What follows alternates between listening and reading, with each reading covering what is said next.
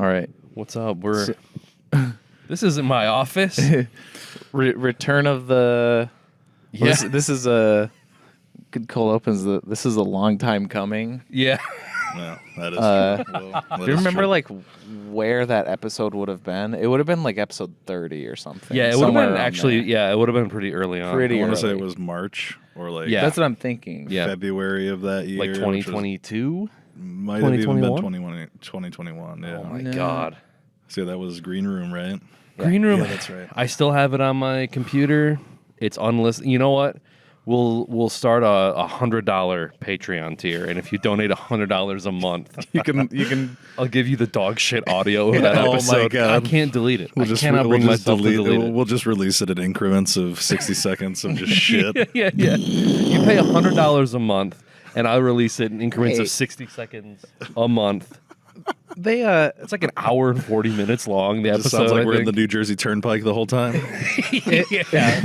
Eventually, you know, they made that new Beatles song out of the like that shitty audio of old Oh, John yeah. Just give it Lennon, So I'll that just- old demo or whatever. So I'll listen to the episode and transcribe it like each of our audios, which I think there's like 4 of us. no, I think there's Yeah. 5 because I think we had Yeah. Dagan too. Oh. Yeah, Dagan was there. Yeah, Jesus. it was a double feature because I think him and I were in there. Yeah, Yeah, Oh Dude, man. and Travis was there. Yeah, it was a full house. yeah. Man, You know what? I've almost thought that it's probably been a long enough time since we watched it and did that episode. We could probably do it again. oh yeah, And I wouldn't even remember like I wouldn't remember half the shit I said. In my eyes though, it's like that's not the point though. It's like that there's still the thing there because like, you know, we lost the only other episode that's lost to time is Justice League. Yeah. Whoa. And I don't know if that one's the only thing that's saving that is if we can like Wayback Machine get it, but Yeah. I haven't been able That's to. on it's and I've got to tried be a on couple some hard times. drive in like the Library of Congress or something. Yeah. Well, if you guys are down too, I mean, if it's not a Green Room thing, we could do a Saunier. We could do Blue Ruin. That's a colored one. Oh yeah. Or color, Your Hastings colored- is showing. a colored title, as well.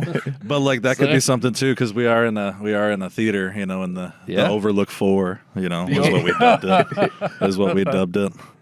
And then I think in the movie or in the super secret project, it's North Hastings, Alaska. North Hastings. North Alaska. Hastings. Yeah, Okay. because of like the North, like what is it, North Country? You were telling me Yeah. about is like. Oh, and then True Detective season 4 right. started doing their Alaska Yeah. shit. See, no, that's You guys what. are on the same wavelength. Yeah. See, perfect, dude. It's probably be a great double feature with it. The whole season of True Detective just Night Country. right to our hour and 15, 20 minutes. Yeah. Oh man, my Hastings is showing. That's funny. Oh my god. Yeah, I didn't even think about that. That's funny as shit. Oh my god, that's funny as shit. Because those are the only 2 I think that he is. Because Murder Party's the first one, and then what is it? Not Hide and Seek, but it's like whatever that one is with who's the guy that played Gordon in the new Batman? Jeffrey Wright. Yeah. Yeah, it's like that. Oh, We talked about it like the a while dark, ago. hide in the dark, Hide or in the something. dark or something, or Seek in the Dark. I can't Yeah. remember, but it's a pretty wild movie. And Jeffrey Wright, I mean, I really like, so I'm not like opposed to watching something, where it's just like, oh man, he's in it. I would like I Right. can Yeah, check I it like out, him but too. like I was like, oh man, Saunier's he's doing it, and then Macon Blair helped him write it too, which is like his writing partner for life. Which I wonder if he produced the new Toxic Avenger because Macon's doing. Maybe, yeah. I Did you wonder guys see about any that. pictures from that? I've Yeah. seen No, I haven't. the Elijah Wood as the penguin, the yeah. Danny DeVito penguin. Yeah, you haven't seen that yet. Oh, it's a great dude. He yeah. he's playing like the villain or one of the villains. It's not like a direct adaptation, I don't think, of the original, but he looks just like Danny DeVito's like Oh, penguin. It's great. Yeah, like ink and snot and everything, like slime, and the hair is great. Yeah, like I can't wait to see that one. Yeah, I hope that one, comes through. I don't know if we'll get that one here at the Overlook. No, Four, I meant but, like I meant just like I hope it's not disappointing. Yeah. No, yeah. I'm From what excited. from what I hear, like the very few people that have seen it, I think at like South by or wherever it premiered recently, that it was very fun, very gory, and like really dark. Ooh. like surprisingly. Which I mean, the original is very dark, even though it's an older film. Is Yeah. super dark, but it's like mean, a yeah. lot more cheese in there. Once you get it started. So I wonder, what they're going to be doing with this. But yeah, Peter Dinklage being Toxie is really cool. So I can't wait to see what that's they. such an Yeah, interesting. dude. I And know- like yeah, I Kevin know Bacon nothing is supposed to about be like Kevin Bacon's supposed to be like some billionaire like mogul or whatever, and like Elijah Wood's some like goon. It's just Yeah. like I can't like just him being a slime ball like bad guy will be fun. And It's the bad or the Toxie in the original one starts out as like a dweeby lanky high Yeah. schooler, like kind of like the guy from Crime Wave, like think like that, like he's Stop picking on me, guys. Like Yeah, kind of yeah, kid like yeah. literally has a lisp and like goofy, like kind of like almost like deliberately like looking nerdy, with Yeah. the glasses and the hair. And yeah, like once he becomes Toxie, it's really like holy cow, gross. Oh my god, it holds up so well.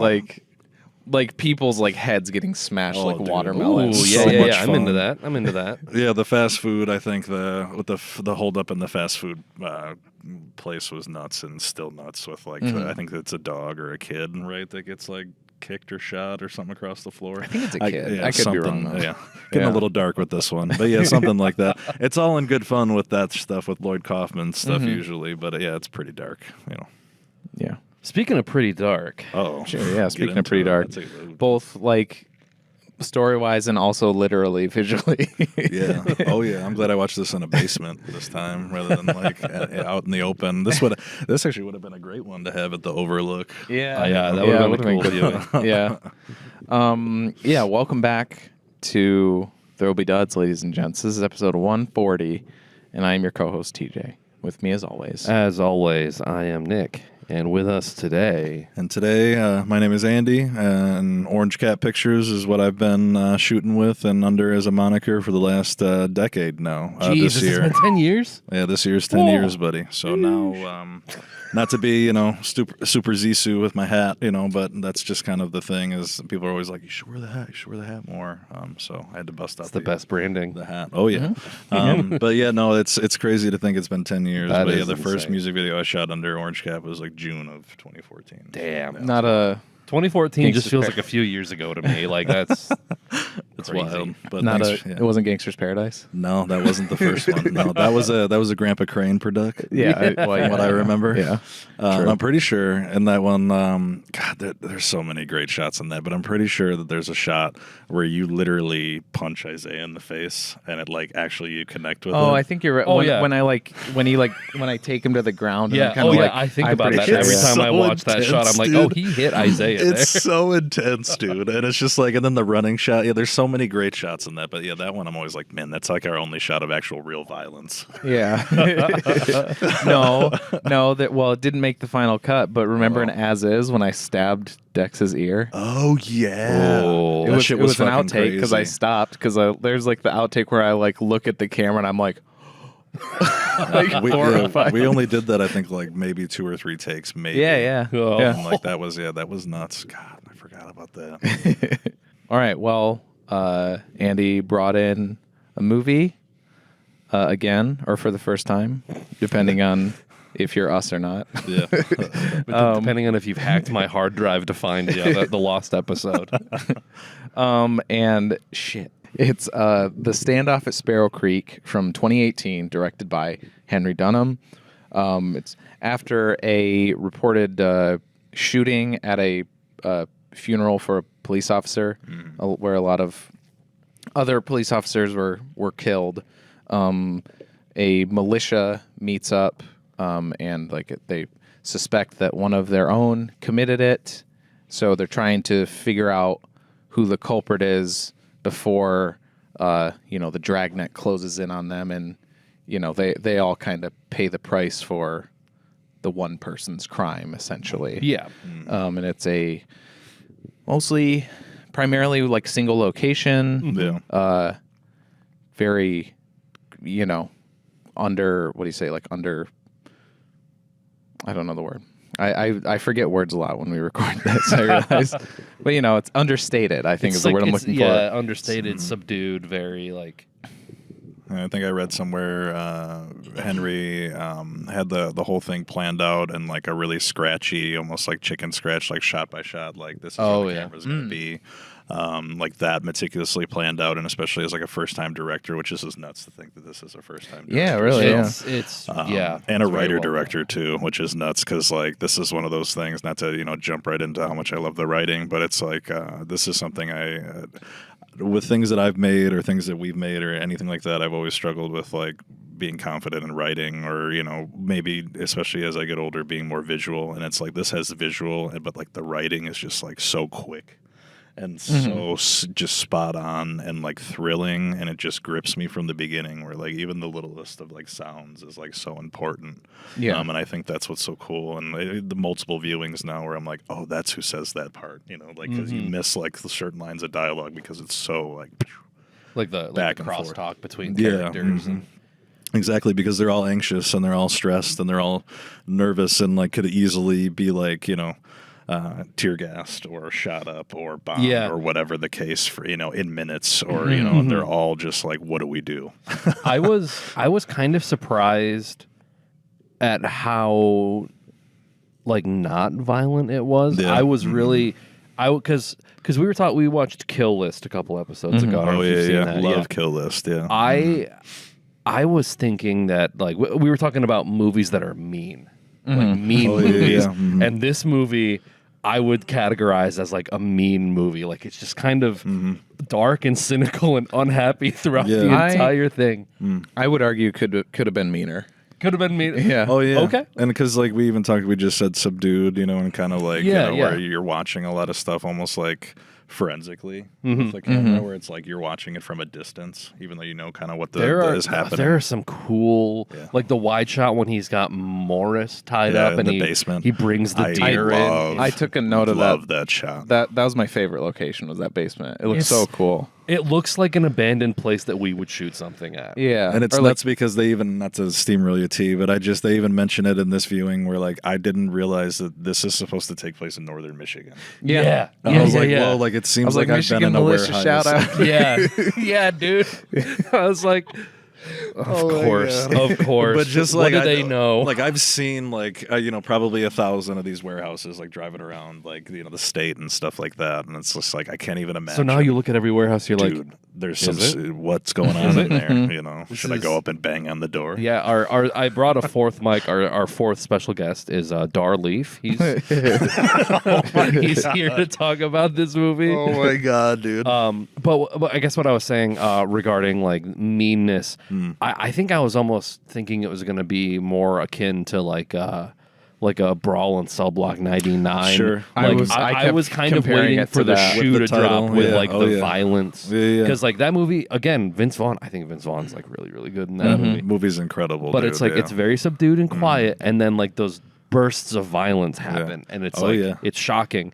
And I was waiting for that in this. And I don't know if disappointed is the right word. I kind of wish it would have gone there a few times. Like when they've got Morris tied up to the chair and he's questioning him, and he brings in the deer carcass and like he fills the thing with I chemicals. wonder if you thought the same thing I thought. I was like, I was wondering where I thought he was going to utilize that in some way. Yeah, and I get you. Was it just to make it smell bad? Yeah, I think it was just it's basically it was just like it's like an interrogation tactic to like just kind of make him uneasy, make him uncomfortable. He's like, this is why you're gagging at the smell and like why I'm so calm and cold and clean about it, or whatever he says. Yeah, which I guess to the counterpoint of that is maybe the hyper violence and the torture wouldn't have made sense for that character because he's his whole deal is interrogating. Yeah, like because there's that scene later on with Keating, the silent kid. Who is basically just like dissecting every single interrogation style that he's trying, and he's like, "Try again." Oh yeah, you're trying to build me up to get in your good graces. Nope, I'm not doing it. You try a different route. That scene is crazy because like it just I don't like it. Just it's one of those where it's like I want to say it's like halfway through when he interrogates him, and it's like he brings out the book. The he's catcher like writing, in the rye. or whatever, and it's just like the idea that just like he's writing all this manifesto stuff, and like he would get upset about this, and he just writes his name in there and shows it to him. That's what really pisses him off. You know? He like rips a page out, and Keating's like, like he almost he like flinches. He's like, no, and it's just like that kid is just so like his performance is creepy, but like he could have been creepier. But it's just like watching this, like the scene that really does it for me is when it cuts to not to jump right into like towards the end, but like the confession. Or the where he's at the table and he's breathing really strongly, and then he gets into it, and then it's like the shot to the VHS tape, where he's really getting into it and he's really intense about it, and they're like, oh yeah, it's just another quack. It's the third one third one this hour or whatever, and it's just like holy shit, like no way, like that's what would happen. Their inefficiency, their ineptitude, their mediocrity, their blatant inferiority is what delivered this reckoning, and I acted as the pitchfork, as the staff, as the... Yeah, no, Keating is definitely like that's such a turning point in the movie, and I think it gets a little harder there because like when he's literally stuffing his throat with his own paper, it's like that is like, I mean, I guess I understand like where you're coming from with like it being wanting to be a little harder. I guess I just didn't know what to expect, having seen it, but like I think that's No, go ahead. I mean, I literally did not know what to expect, so I was like anticipating it. Yeah, maybe a little more. Sure, I get and you. And then it didn't happen, and I don't think it didn't necessarily like bring the movie down in my eyes because there's like a lot about it that I still like really enjoyed in terms of like the visuals and like the sound design and like the lack of music pretty much throughout the entire thing. I don't think there was any music really, except for the end credits. Yeah, the end credits song. Yeah, which was fun. Yeah, it was good like stuff. What were you gonna say though? Okay, so the meanness, I it's just because one of my, I guess is like my overall thing. I was like, first half of this movie, and I say for the most part, like the writing held up. I love the dialogue, really good. For the first half of this, I was like, this is amazing. I love this is the perfect kind of like boilerplate.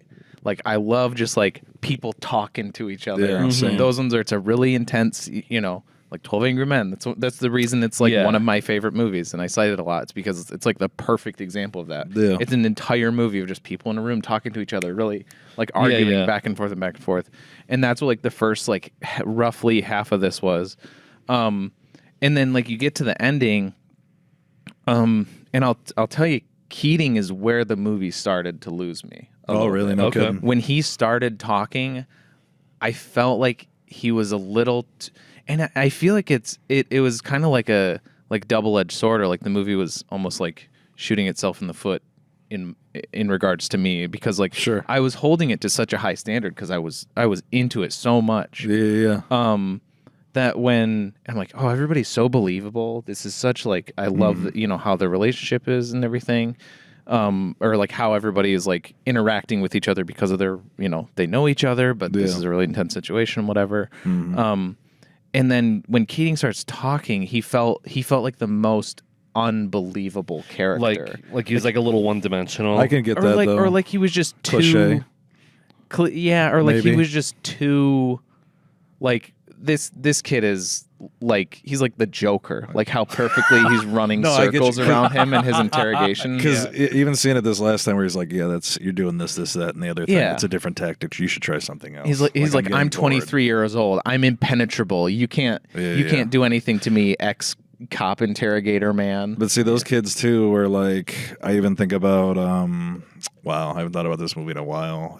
It trips me out to think about. I don't know why, but Assassination Nation. Oh is one of those movies where when I watched it at first, I was like, okay, I can kind of get where this is going. And like the second half, there are moments where like I'm literally thinking of one where it's just like it just horrifies me and gets to that point where it's just like I just didn't think it was going to go there. I think I know what you're talking about. And it's just like it has that kind of like.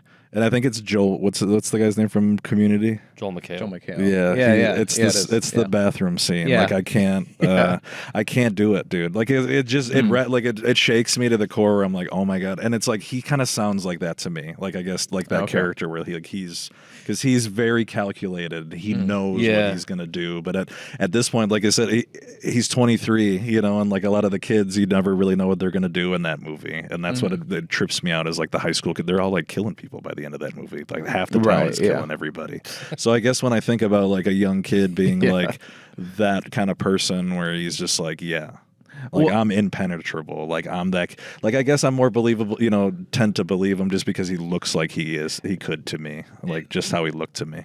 Well, I'll tell you, for something like Assassination Nation as a counterpoint, where like that movie is kind of, it's like a heightened reality the whole time. So when you get to that end where it's like, the hundreds of like high schoolers like facing off against the police or whatever at the end of that movie. Like you should check it out, dude, if you haven't seen it. Sounds insane. No, because it's what's his name? It's the Sam kid that Levinson. did Euphoria or whatever, which I haven't seen, but that was where I was like, oh, the guy that did Assassination Nation, like I should check that out. Because the movie is rewatchable, but it's one of those where like I've seen it twice and it rattled me both times. And there's a great oneer in there, which with a home invasion, which was awesome. That's that right. Stuff scares me to death, dude. Yeah. But my God. But yeah, that's what it reminded me of, I guess, with the kids, I guess. But the reason I think that's a counterpoint is because like that movie is like that the whole time. Yeah. So it's like, okay, it's a bit exaggerated. It's a bit over the top. This movie is, and this is a compliment to it, like, and like how much I was enjoying it. It's so grounded and it feels so realistic to me that when you get a character like him, it just takes me out of it so much. He feels a little... Yeah, he feels like a little out of place compared to like I guess the grown men that are like just kind of acting circles around him, I guess. And like his whole character is it's like this like the child that's smarter than his years trope in like sitcoms. He's kind of he's basically like omnipresent or whatever. Like is just able to like navigate every interrogation tactic. It's I guess it makes it a little less believable. But again, it didn't really take it down too much for me in that regard. No, and T, I get it because he's that kind of guy where like I feel like you're either with it or you're not. Like when he comes on screen because you don't hear from him, and he's definitely got a great look to him. Up that point, I liked it. You know, but so once you got there, like once you got past him, like were you losing it still more when like stuff with Noah was happening and stuff with like Ford was getting more intense? Well, yes and no. I really mostly up until the very end, Keating was my only big kind of issue. And I will say, I was also like you're saying, like he has like the look, but I was kind of distracted because he played Elrond in The Rings of Power and also young Ned Stark in Game of Thrones. So that's like all I was like, he was mute the whole time. In my head, I was thinking he was going to have like this posh British accent the whole time. I get you. That's all I've seen him in. I mean, that would probably do it for me too. It'd be almost like all of a sudden like Orlando Bloom shows up and you're like, what the fuck is Legolas doing in this movie? No, that I get it though. That totally makes sense. But then the other thing is the very end. I didn't vibe with it totally, and this is where I think it could have or should have been meaner. Okay, I wanted Ganon to kill Noah and then just get lit up. I wanted them all to die because I was like. I didn't like where it ended up. Like, oh man, because you get them like they kind of shit on the militias again, like. A little bit, and you're like, they're dumb. But then it's like no, I don't think the cops should be like get away. I think the message of the movie should be, hey, like how it ended is like, Noah's a cop and he gets away scot-free. It worked out perfectly for them, no drawbacks. I want to be like, if you pull some shit like that and deceive everyone you know and care about, you die. You like tough shit. Cops have risks. Oh, for sure. They're not, I don't think, I think a lot of people think this is like a pro-police movie. Like being very right wing. That's what people say about not even close. The Brawl and Cell Block 99 guy. Like, which he might be. He is like right wing, or like he's a conservative or something, or at least he worked with a lot of conservative actors. Okay, but like those movies, I don't see it in the movies. Don't have a lick of it to me. Yeah, no. Not even when he goes to jail, he could have been like super alt-righty or super fucking Nazi, white supremacist, whatever in there. Yeah. Even with Vince Vaughn's character being a fucking bald white dude, it's like he could have went that route, and he was like a gentle, like when he beats the hell from the fucking car after getting so mad, it's just like, and then coming in and having a quaint conversation with his wife about like, I think we should make this work. That dude, that movie's still like, I think, like, I don't know if he'll make a better movie in my, I'm sure he'll make a great movie, coming up, but that'll always, I think, be my favorite of his. I love that movie. And I think so. I think with this, part of the reason that I don't think it's like pro militia or whatever is that like even the militia guys. No, really, I don't think it's pro militia at all. No, definitely not. they are, but it's like they are portrayed as like as cowards, really. Yeah. And I'm gonna be the first. Well, no, you referenced the other guy being in the Rings of Power. Oh yeah, I can go through every single person. That was really cool, actually. Every single person in the militia. I was like, it's that guy. It's that guy. It's that. Like I know them from a couple things. Okay, but I think it's the guy, the coin toss from No Country for Old Men guy, who is basically he's the guy. How much have you ever lost in a coin toss? What are you talking about? I live right out back. So you were born into it. That was a great Javier, dude. Are you kidding? So you were married into it. That was almost like you could be like, I was born into it. Like Mary Claire was one step away from that. That was so good, though. My god! But there's a scene with him where he's basically like, "We were what are we doing this for?" Yeah, that's the scene I thought you were going to reference. It's finally happening. Yeah, we should gear up. We should go into the fucking armory. Is what we should do. Yeah, dude, he was scary. Go to that cop precinct as one, us versus them.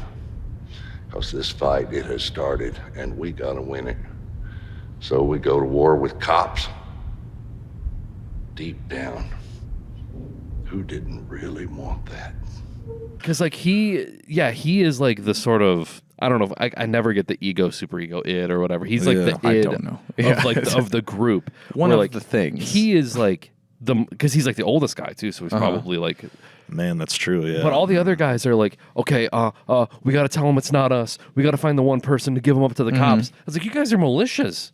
Like, you're going to give up one of your guys to the cops to avoid a conflict, like the thing you've been stockpiling up for. And it's like, if I think this movie was like, if people accuse this movie of being right wing or whatever, it's like he's not portraying militias as like cool and badass. Like if they were like, the guys in the Bad Pack, like running out in the woods, like in their tactical gear to like, beat up Mexican farmers. A town of like serene Mexican farmers. Jesus, I haven't seen that one. It's a Roddy Piper movie, 97. Oh man, it's pretty fun. I do love me some They Live, so I'm not gonna, I guess I'll have to not check as it fun out. as They Live. Oh, that's a bummer. There's no 9-minute fight scene. No, not unfortunately, dude. But it was that scene with him where I'm like, okay, this is kind of the counterpoint to like the whole militia idea, where it's like he's basically calling them out as being like, why are we worrying so much about trying to scapegoat one of these guys? I love that when moment, we should be fighting back.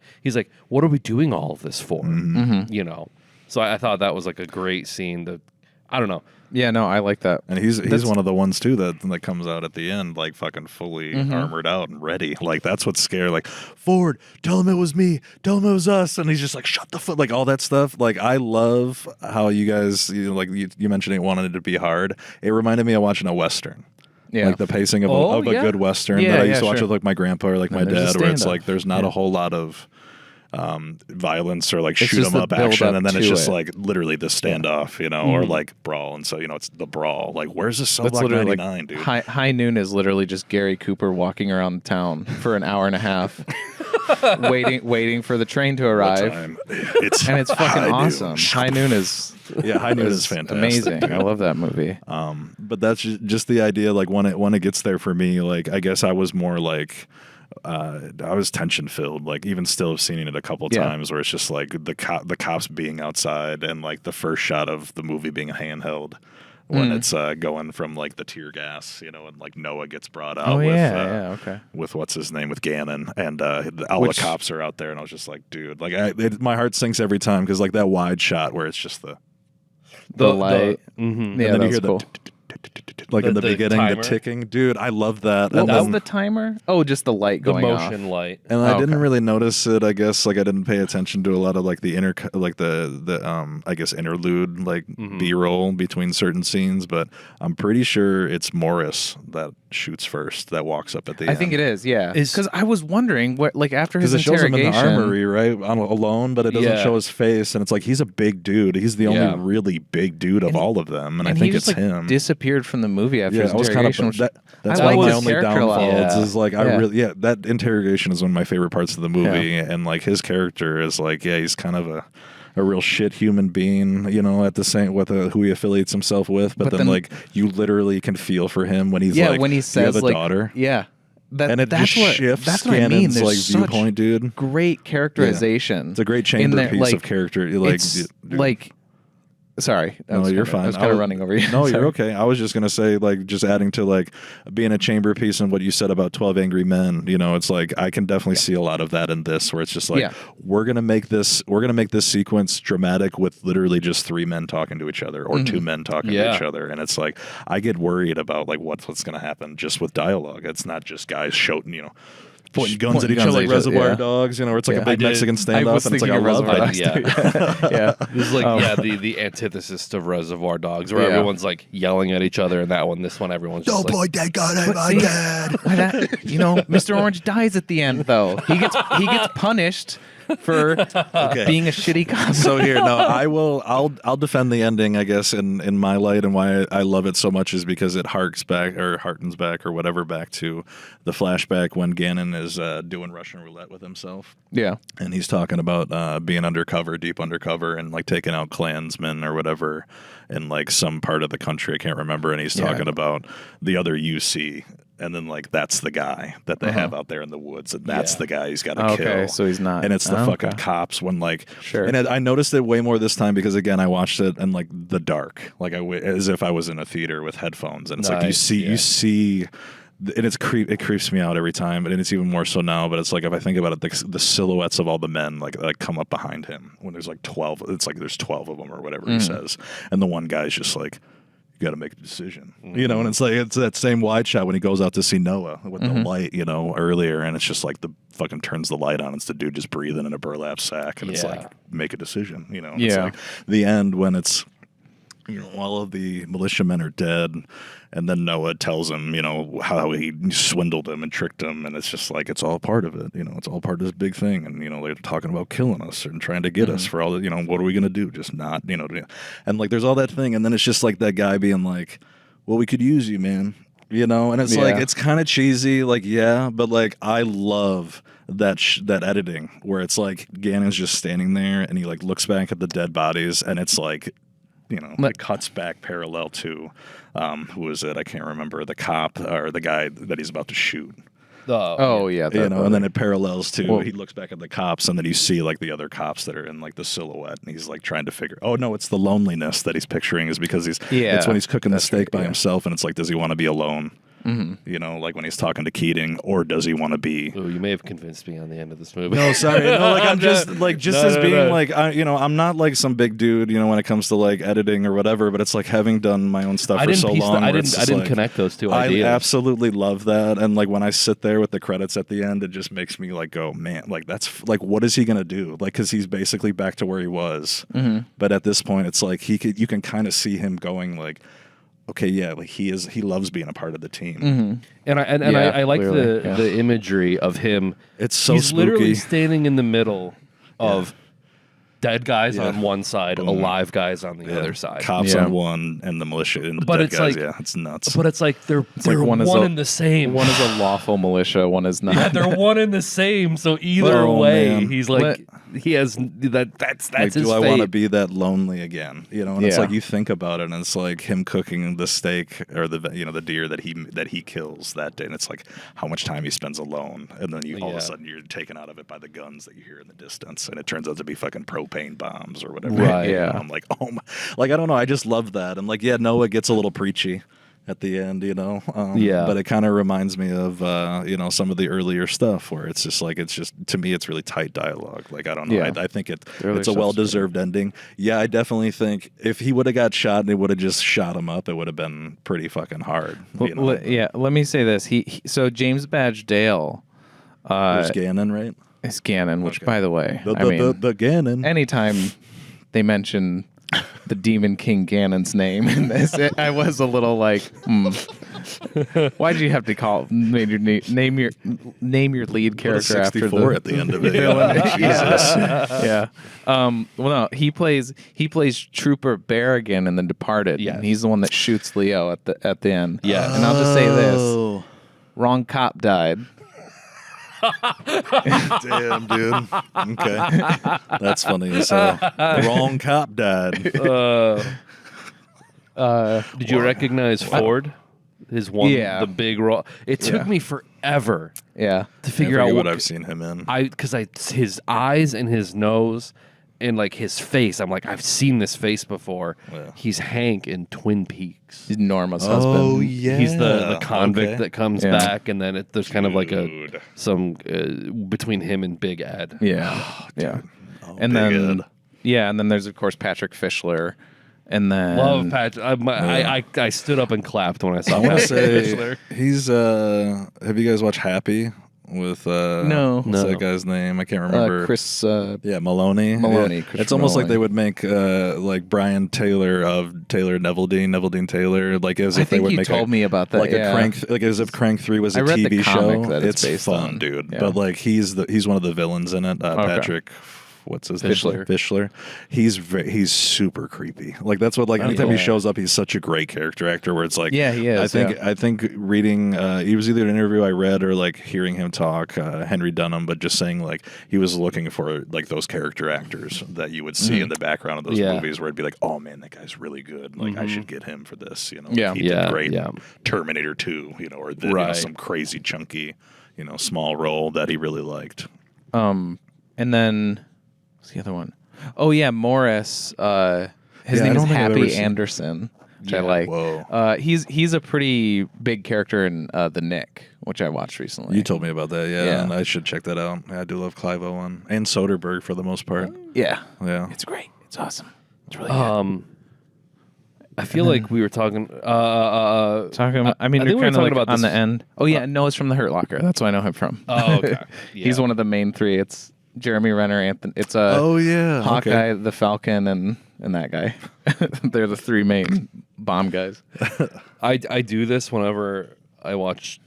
I don't know. Like I guess not movies like this, but like when we were playing The Forest the other night, we were like, without minus all the cannibals, this would be a nice island to take a walk in. Yeah. the opening sequence with him in his Truck. trailer or Or whatever. trailer, yeah. I think it's supposed to convey like his loneliness and Yeah. isolation. But I was watching that and I was like, looks kind of cozy. Yeah. You got a dog in there? Maybe you got a stew going. Yeah. Like, come on. I always do that with movies though, where like someone's in a horrible situation. Yeah. And I'm like, I could but do I bet that. if that situation wasn't going on, that'd be really nice. Yeah. Be a really nice walk in the woods. Oh yeah, like the Society of the Snow. I was saying that about that too. That's They're in right. the Andes Mountains and yeah, stuff. trapped in the mountains. Yeah. But and maybe it's because it is like a northern Michigan movie, but like that scene where he's like, he's in the woods and like he's like deer hunting. The way that it's lit and the way that it's shot, I was like oddly comforted, and maybe it's because I'm not from northern Michigan, but it's just like, I'm used to that. Like, Growing up, around I the woods, like yeah. the silence of the woods Yeah. at night and like looking up at the sky and seeing the stars. Yeah, Yeah. absolutely. Kind of along, not necessarily the location, but like my first thought when they like he's on the radio. Oh, there's this shooting, whatever, and then he's just like he goes right to the warehouse and all the guys are there. I'm like, man, I wish I had like a cool guys club where you could just like guys. We got to meet up. Let's meet at the warehouse. And it's like everybody shows up. You don't have anybody like calling, oh no, dude. sorry, I got to watch the And kids tonight. It's he's like, like- no, fuck that. He's like outside the boys listening to club. the bombs or whatever going off. He's like, what the hell is that? And then he walks inside and it's like, he gets a text from his buddy, dude. Like instantly, like, are you all right, dude? Mm-hmm. Did you hear that? And it's like, I wish I had like somebody looking out for me like that. right? Super quick. Yeah. You're talking about having a friend. Yeah, dude. Like having a clubhouse of friends like They that, got dude. lockers. I want a locker. You know? That's great. That's the tipping point. Yeah, I like that. I got lockers, dude. I'm in. Oh, what do you guys do? We yeah, could, no, I if don't we want got to a do anything warehouse with like that, we could like make sets for movies. Oh, that dude, shit would be unbelievable. so cool. Yeah, Just have a playground to like make shit. There's Yeah, a, we Store our AKs. We'll just have to like contact the Michigan militia and just like do like a reserve schedule. Like, okay, you guys get Tuesdays, Thursdays, and Saturdays. Oh my god. Oh and my god. We'll get Monday, Wednesdays, and Fridays, and then Sundays we can all meet up and do a cleaning day together. A cleaning day. Oh my god. Can we use you guys as AR-15s like in our movies? And be like, you guys want them to fire, right? No, what? Well, no, we took out the firing pins. Broke it, idiots. Oh my god. But it'd probably be cool because then it would sound like Heat. You know, all of a sudden in like a short film of ours. Yeah. Oh shit, the sound design and this is nuts, dude. Yeah. I wonder how they did that.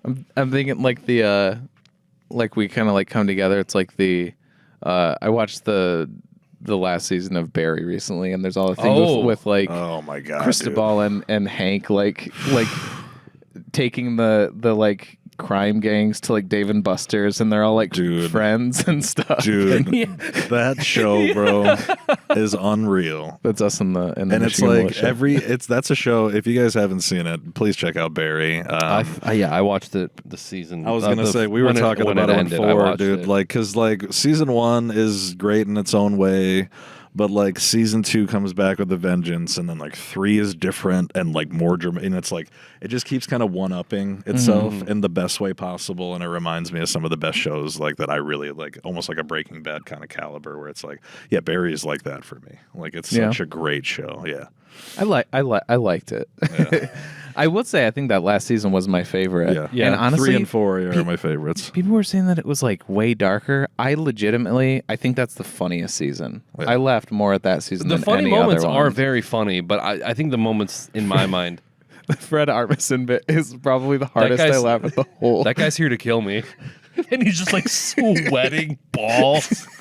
And his fingers blow off. Oh my god, dude! I was thinking of the. Is it the first season when fucking Bill Dauterive, whatever that guy's name is? Stephen Root. Stephen Root. Yeah, when he gets like filed in his teeth. Isn't that the like second episode? Is it that early? I remember being with, like, "Oh my god, this show is fucking hardcore, dude! It's with, like a minute long." Where he's with like, the "Stop, Cristobal, Yeah. Or no, it's not. No, it's I don't think he's in the first It's season. Hank and the Goron. yeah, that big dude. Yeah, because Another Zelda character. Yeah, another Zelda. We got Ganon. We got Goron. Because I think Hank is the one that he shoots at the end of the first episode when like Barry's Yeah. like, "What are you guys? Are you guys following me?" Apparently, he was that show's Jesse Pinkman because he was supposed to die in the first episode. No kidding. But the showrunners liked him so much they Yeah. called him. Oh, Hank is Incredible. arguably one of the best characters on that show. I don't know. Oh I yeah, love that. he's probably my favorite. It's character.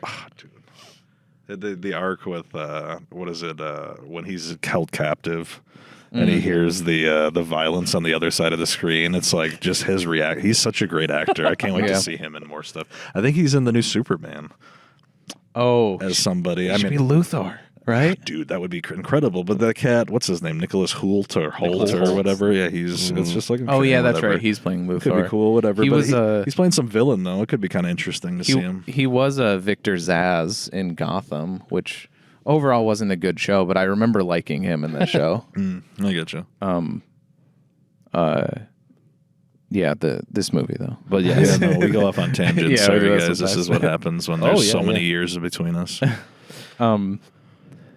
I feel like there's more. I don't know. We There's talked there's kind of more that I want to say about the ending, but also not. It's like it's partly like just rehashing the same points, but also just like I don't know. That was my big.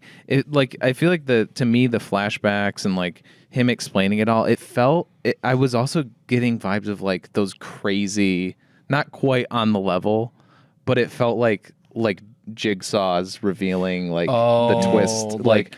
Everything happened exactly how we wanted it to. And it really, like, you were seconds from choking to death on that noose. Yeah. If he didn't convince, No Country for Old Men guy to, like, or if he didn't, like, get him distracted for a few seconds and was able to, like, he had a gun trained on him. Like, there was, again, it's because it was so believable and so real for most of it. It's like these little nitpicks where with Saw, it's like, oh yeah, whatever. I can get you. hand wave that away because those are more kind of like heightened the whole time. But this is just felt so grounded that when there are kind of like those moments, it's harder for me to kind of buy it. It's like when you get taken out longer and harder, and you're like it's harder to get back in because. I didn't absolutely hate like how it wrapped up. It was just no, I get you. It's a great like I think it would be interesting to see that alternate ending. Yeah, like what would have happened, because I feel like what would have happened. I was literally like I was thinking of like ending of Reservoir Dogs. Like he's got the gun to Noah. Just shoot it. You he just bang, and then you just hear the like him just get cuts blown away. Cuts to black, and then you just hear like the police like open fire. I mean that would be something too, like where it just on credits where you instead of hear the song, you just hear like the cops walking up and like finishing stuff like now there's 5 dead. We need the meat wagon to come in and blah blah blah. I mean, yeah, I could see that. It could be kind of cool. I just love those flashbacks, and I love that character development I do with Gannon. I do like what you said about like, basically his choice of like, do you go back to being alone, and do you find like another militia? It hits so hard for me. I don't know why. But it's like what would even be the point of going to any other? See, here's the thing. I've been listening to like true crime podcasts or whatever. So like I've listened to a podcast about Waco, and I've listened to a podcast about the Oklahoma City bombing, and then I watched this movie, and it's just like, man, it is never a good time to be in a militia. No. It is never. It's never good. Nothing good ever happens. Everybody donate to your local militia and help them out. It's like, guess what? Every time you join a militia, you're talking to federal agents. Every single time, without fail, it's going to happen. Like that. Like even the whole thing with Whitmer. Like half those dudes were feds. Oh, it was crazy. Yeah. Like, so it's like the fact that like one of them is a cop is just like. Yeah, I love that it's almost like a little baby reveal too. That they don't even treat it as like a big reveal. Where like Noah's like his brother, and I love that. Where it's just like, oh yeah, and he's a cop. Like it's just like, and then he's his brother later on, and then he's like, stop, Ford, he's my brother, and then he's just like, so what? So what? Yeah, it's like. I don't care. Like fugitive, like kind of like not that caliber, but just kind of funny. That's what it reminded me of. Yeah, like, I mean they had to be. They were so down to kill. I mean, they were thinking it was Noah the whole time, but they were like, we got to have a body. Basically, Ford was convinced. Yeah, he was basically like that same dude he was undercover with, where he was just like, we need a body. Yeah, kind of creepy, very like shit. Pragmatic. It's so creepy. Yeah, it's just like that backwoodsy, like it's just like I can only imagine. Like you just bury somebody out and forget about it. It's almost like the desert out there, but the woods. Yeah. But that like speaking of like that initial reveal of like, oh, he's a cop. That's like shit that I loved about this movie so much is like, and again, you could say comparing to 12 Angry Men is like how effortlessly it delivers like backstory and exposition on these characters. Like going back to I hate that I can remember almost all the characters' name, but I can't remember the No Country for Old Men guy's name. Yeah, it's like Muller or it starts with an M, and it's like he calls him as like Mullen, the highwayman, maybe or whatever. I'm the highwayman. Yeah, he refers to himself as that, but he says it like the guy says like a highwayman, who killed 5 people or wanted or whatever when he's explaining it. Or no, he tells it to. I think he tells it to Keating. Yeah, he's like it was the concrete. He was going to blame it on his employees, so I killed him, and then I came here. So nonchalant. It's really, I just like how how diverse the characters feel, and the little, you get like brief kind of like a montage of like the interrogations where he's like before they narrow it down to the 2, it's like he's interviewing Patrick Fischler, and he's like I love that he's like I'm a teacher. Yeah. It was like I was grading test papers. Like, yeah. You know where why I was. Why are you asking me this? Yeah, it's so good. I was at work. Yeah. And then the other guy, I was like, McNeil's bar, where else? Like that he's a fucking drunk, of course that's where he is. And then you're like, and then later you can bring that back, like when he tells it, like, oh yeah, his daughter was like raped by a cop. And it's like, oh yeah, that's probably why he's at a bar every day getting drunk. That fucking reveal. Yeah, dude. Like, that is so heartbreaking, that interrogation. So and it's like, I guess if there's anything, now thinking about it as we're talking about it, if there's anything that I kind of wanted more after this viewing, it was thinking about, like, I wish Gannon would have interrogated Ford. Like I kind of wished that. That would have been cool. Yeah, because like Ford is such a like dynamic character and like such a stressful character and aggressor for Gannon. Where I'm just like, I wonder if he could get the upper hand on him, or like what that would be like in like a 5-minute interrogation scene. It was a little weird that there was like, I mean, they had their alibis. I don't know like how solid they were, but that there was just absolutely no. Oh yeah, like.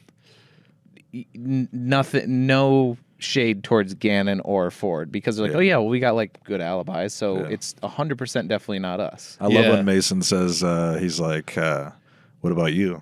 And like Gannon's at the cabinet with the rifles, and he's like, "I was hunting," and he's just like, "Oh, okay, so you guys were hunting." Truck's outside. So's mine, so what? I'm assuming you've hunted once in your life. You know the kill bleeds out in the back of your truck.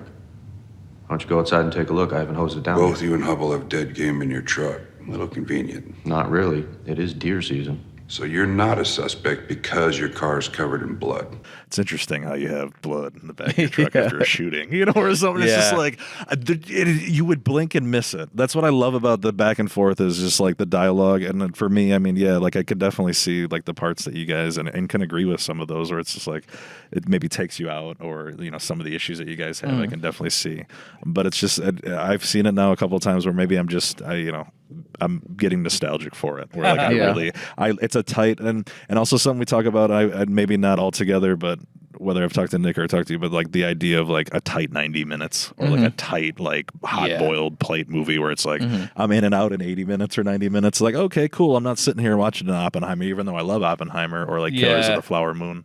You know those longer movies, 3.5 hours. But like it's nice to have a 90-minute like and then go, oh okay, I love that. And this movie. It's kind of amazing that this movie like takes place in one location. Is very like quiet and subdued for the most part. No music whatsoever, really. Basically real time. And real time. It makes I it did so not creepy. feel bored for like a second. It was like it had my attention like the entire time. And I'm happy, which is impressive. That makes me happy. Like, I'm glad to hear that. You know that it pretty much just kept me the entire runtime. I was always in it. Because that's what I was hoping for. Like, I was just like, knowing you guys, at least, you know, somewhat, like, movie-wise, and, like, you know, having, I feel like, a pretty good palette across the board, all three of us, whether it's singularly or all together. It's like, yeah, I feel like if I brought this up, they could at least enjoy it for, like, that and, like, be suspenseful or thrilled, you know, the whole time. But, yeah, no, I never thought about the ending like that. It's tripping me out a little. Because when he pulls the gun on him and, like, Noah's just like, whoa, stand down. You know, I was just like, I never thought about him actually shooting him. Because, like, he's just so devastated that his brother, like, got up, like, one over on him like that. And he's just like, well, you're not a cop. It's almost like, forget about it, Jack. It's Chinatown, or Jake, it's kind of a Chinatown, like kind of thing. Yeah. And he just walks away and leaves him there. Sorry if I know. Holy cow, I gleeked on you a little. I'm just getting excited, guys. But no, just the idea of like that, like kind of heavy line, and then he just walks off into the darkness again, where he walks off to the pack.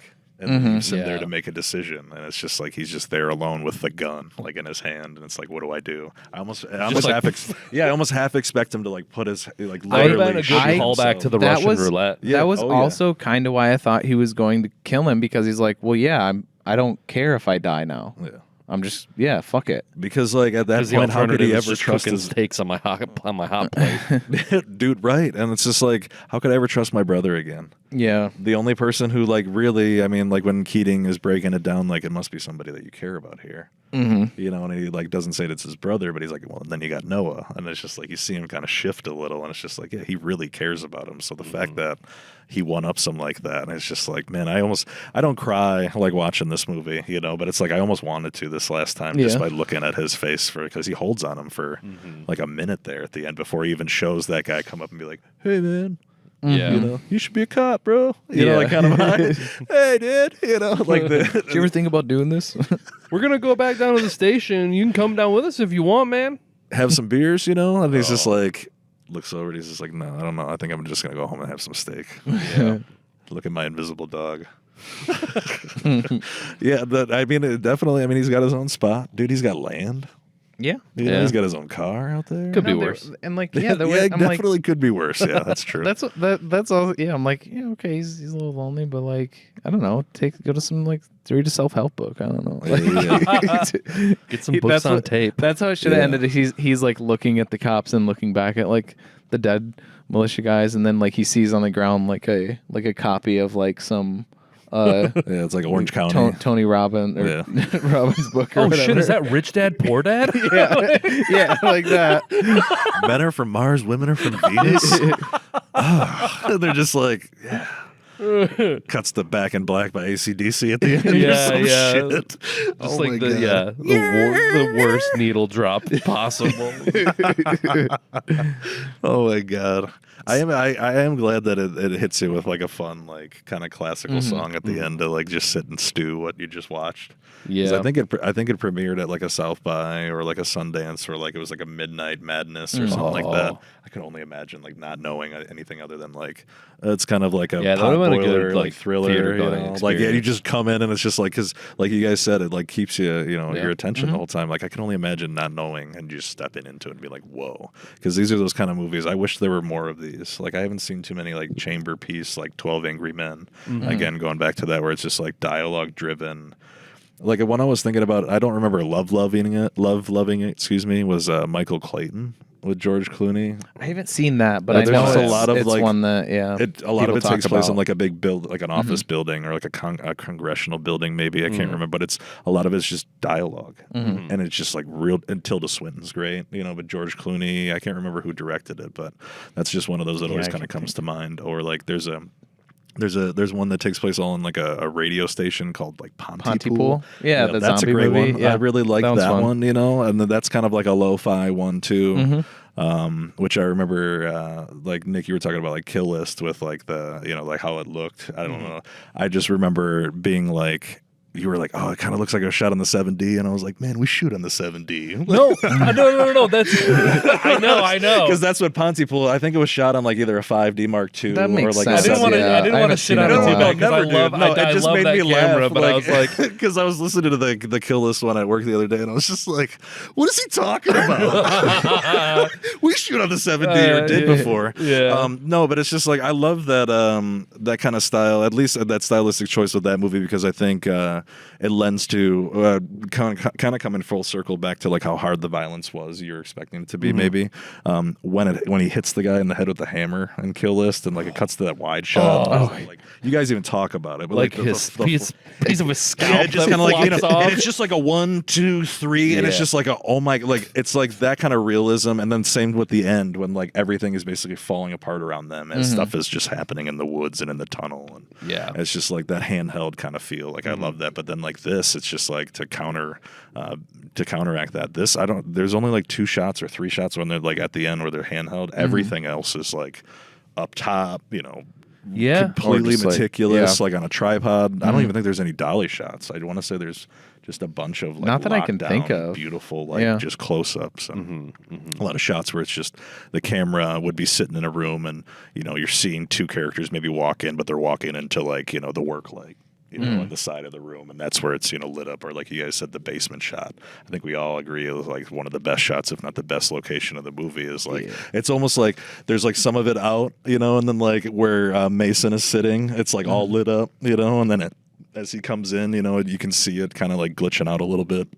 Excuse me, burping here. It's really great though. But then as soon as like you cut to that wide shot when he's bringing in the deer, it's like you don't even really need to see the close up. It's just like I don't know. I just love how meticulous he thinks about that kind of stuff rather than almost exploitation. Or it's like he could have showed the bubbling guts of like this thing disintegrating, but idea that I thought he was gonna like. I realized like after I'm like I mean they do know each other. It's not like he's really trying to like torture these guys necessarily. But I thought after it had been like dissolving a little bit, he was gonna like dump the Like tank take a out, cup like, of it or something. Yeah. Like No, that. I mean like literally like overturn the entire tub. So then just it like- just like all Oh, over man, the that floor. would've So you get Gnarly. I'm like, that- well, yeah. I mean, this is their kind of hangout spot, so they like if they made it out of this, they're like, okay, yeah, you got to fucking clean that up, dude. Right, dick, dude. All that disintegrating deer It's like, carcass. no. We're gonna wait for those fruitcakes with the film camera when they come in on Thursday. They're gonna clean it. Right, they'll clean it up. No yeah, problem. that's what like that becomes. It's like guys, you can't keep leaving these half dissolved deer carcasses in the basement. They're like, we didn't do that. It just Jesus. can't. It just wanders in because you guys don't lock the fucking door. Yeah. It wanders in and it trips. It knocks over all our hydrofluoric acid bottles. Keeps happening. All right. Well, we're at an hour. Do we want to rate this thing? I'm close to rolling into ratings. Yeah, Yeah, rock and roll. How do we want to do this? you take it. I go first. Yeah. I landed. I was between a 7 or an 8. I think I'm gonna go with an 8. I like this movie quite a bit. I loved the atmosphere, the filmmaking, like those like gorgeous static shots. Then the dialogue was top notch. I think the only thing that really brought it down was like some of the Keating stuff, and it didn't bring me down that much, but it just it kind of popped the bubble a little bit of this like very immersive experience where like, yeah, if I had watched this in like a theater in the dark, it would have been just insane. Yeah. But all the I love movies where the cast is like mostly just character actors. Like I watched like Twister last summer, and that movie is like the ultimate character actor Philip movie. Seymour, R.I.P. Dude. But Bill Paxton, R.I.P. I love it when character actors get their time to shine, and this movie is like everyone is a character actor. Yeah. And yeah, I thought it was great. It was a lot of fun. It wasn't a fun experience. I mean, it's kind of a downer of a movie. No, sure. But kind of how I felt with like Brawl and Cell Block 99. I really like that just like gritty meanness, but it's still like beautifully shot. Yeah. So that's where I'm at. Hell yeah. Yeah. Okay. So yeah, I was like bordering on like a 9 at the first half of this, but I like high 8. I don't know if I'd quite cracked 9, but where I ended up at was a 7. Okay. After just those, the kind of, I guess like I'll just say like the third act kind of overall was a little underwhelming for me. But yeah, awesome dialogue. I loved, again, the understatedness of it. I liked the story building. Just the story kind of conclusion wasn't all there for me. I also wish that Gannon, that we got to see him like transform into the, that Dark Beast version. That was kind of a bummer that you set that up and we don't get any of that. The arc is just not fully realized, dude. Jeez. I just gotta do what I do after The Departed when he kills Leo. I would always just go back to, in my head, to ease my anger. I would go back to the part in the 1990s Lord of the Flies, because he plays Simon in that, where he gets cut. stabbed to death by all the other children. I'm like, oh, okay, that makes me feel a little bit better. That makes it good. Yeah. Oh my god. What a rating. I love that. Just to cap it off. I used to every time I would see him in something, I'm like, fuck this guy. I hate him because of the character that he plays in The Departed. No, I get you. But no, I like him. He's good. All the acting was great in this too. So, but yeah, 7 is where I landed at. Well, that's I'm glad that you guys really liked it, and I pulled out something that you guys really like, at least were interested and had never in. heard of before too, which Yeah, is cool. also, Oh, yeah. awesome! Hell yeah! Like, well, that's yeah. something I'd never, I'd never try to be that guy, but it's just like one of those times where I was like, I don't know, maybe I was like, because I've been wanting to watch it again, this kind of thing, where I was like, Good pull. Yeah, I've never heard of this up until now, and I like it a lot. But yeah, I mean, I've seen this. This is probably, my guess would be 5, the 5th time, and it's like, it pulls me in from the start. I know where it's going. There's story elements, sure, that I feel like where I would have expanded upon, or like I said, I really maybe would have wanted to see like a bigger interrogation of like a Ford with Gannon scene. I thought would be kind of cool, especially after this last time. But yeah, I mean, I'm pretty strong with like a 9 for me, just because, and I feel like I did that the last time I was here on the Lost Something episode. like that. We were all like, yeah, if not a 9.5, but it was just because, like, for me, like, I don't know if this one makes me want to like make a movie, but this really, really makes me want to like focus on dialogue and do like a chamber piece, like 90-minute movie where like, cool. Oh shit, this is going on, and like really like the dialogue is the reason, you know, that the movie exists and why it's so cool. Because like that's what I aspire to when I watch this. Is like, man, I'm like I know where it's gonna happen. Like I know the big twists and all that shit at the end, and it's like it's not even like a really big twist, I guess, like a Saw twist when I think of twist, but it's like, you know, all the reveals along the way, I still get, you know, captivated. I'm still gripped, you know, and I can revisit the cinematography, you know, because I love low lighting and stuff that I shoot too. But it's like, I don't know. I'm a big fan of movies like this, or like we talked about it multiple times now, but 12 Angry Men, where it's just like guys or girls or whoever talking in a room, and that's the drama. Like it's not even violence until then, being more of a Western standoff, literally. But yeah. Big fan of this one, so I'm glad that you guys brought me in and had me along for the ride and enjoyed it as well. So, Hell yeah. Hell yeah. I'm watching the first season of True Detective, finally. For the first time? Have you guys seen that? Whoa, I've never wait a seen second. it before. Oh, Yeah, So- True Detective. Yeah. my God. So, well, How far in are you then? We just watched the 4th episode, which is the one where with like they go into that neighborhood. I can't breathe, dude. Yeah, And dude. he's like The pulling show- Ginger out, Bro, and like, yeah, dude. The oneer at the end. That- yeah, were you no, not like that on shit- pins and needles, and, dude? and like Chloe looked over to me and was like, I know that Rust and Cole like survive this, obviously, because they're doing like interviews in the future. Yeah. But I'm still like extremely nervous during this Bro. entire time. And that's only halfway through. I know. I'm telling you, Nick, it only gets better in my opinion. Like, Yeah. and I love 1 through 4. Like the first 4 episodes are incredible, dude. I don't think it like really has.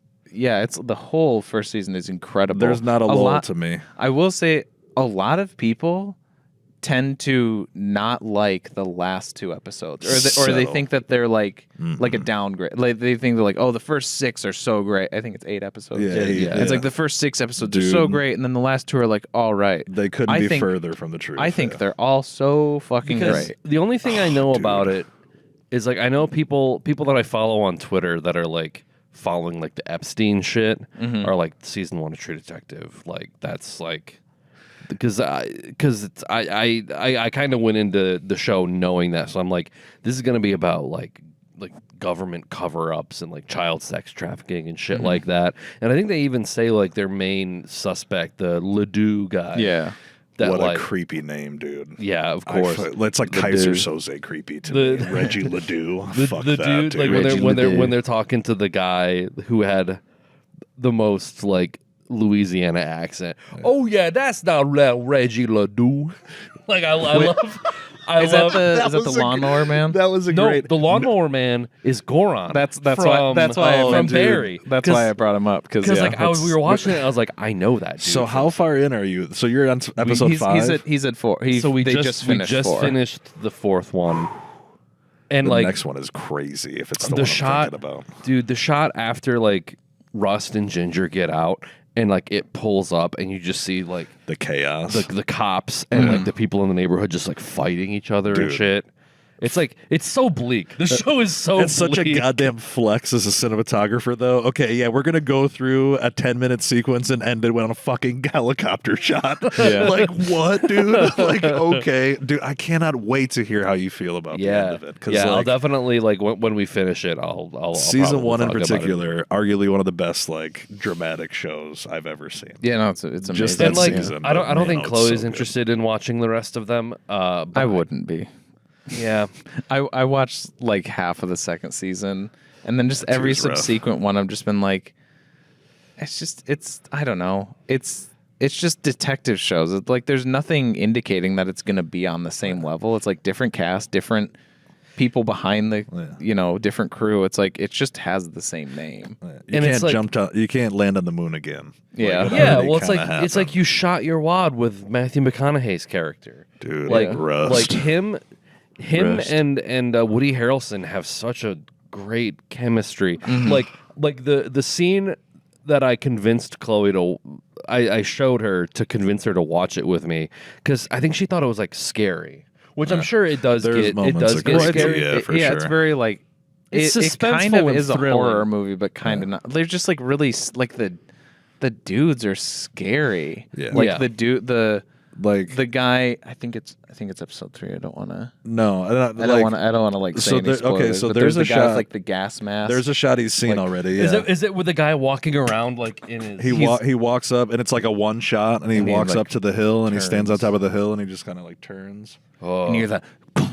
And he's in like a Speedo or like Yes. a, I think he's a in, like, diaper tidy or whities. Does he have something, like a yeah. machete or something? Yeah. Something he's hanging Yeah. onto, and it's just like the gas mask isn't even like attached to anything. It's just hanging loose, and he just like here, Yeah. So, Yeah. It's one of the, and you don't see him for a while, and it's Yeah. just like a little like, oh, here's this fucking creep. Yeah. Have they like went back there or like? have I you think Okay. So we're watching it think on that's- yeah. HBO Max, and Yeah. there's like the little like next week on True Detective thing, and it does show them. Okay, there. so A that's- shot of the Ledoux compound. yeah, That's so what- yeah. so I think that's Yes, where we're going dude. next.